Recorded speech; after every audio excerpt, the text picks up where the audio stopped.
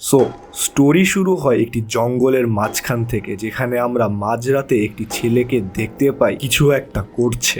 কাছে যাওয়ার পর আমরা বুঝতে পারি তার হাতে একটি ডল এবং সেই ডলের উপরে সে পেরেক মারছিল অ্যান্ড তার উপরে সে মুখে বলছিল কার্স অন ইউ। অ্যান্ড এর সাথে সাথেই আমরা অন্য একটি জায়গায় একটি অন্য ছেলেকে সেম কাপড়, যে কাপড়টা সেই ডলের ছিল, এই কাপড়েই দেখতে পাই এবং সে তার বুক ধরে রাস্তায় বসে পড়ে। ইটস লাইক তাকে কেউ কোনো কিছু দিয়ে স্ট্যাব করছে। সো ফার্স্ট দিনে আমরা যে ডলটা দেখেছিলাম এটা কোনো নর্মাল ডল ছিল না, এটি ছিল একটি ভুডু ডল, যার মাধ্যমে এই ছেলেটির উপরে ব্ল্যাক ম্যাজিক করা হচ্ছিল। কাট টু পরের দিন আমরা দেখতে পাই একটি স্কুলে, যেখানে সবাই এটি নিয়ে কথা বলছে যে কিভাবে গতকাল রাতে সেই ঘটনাটা ঘটেছিল।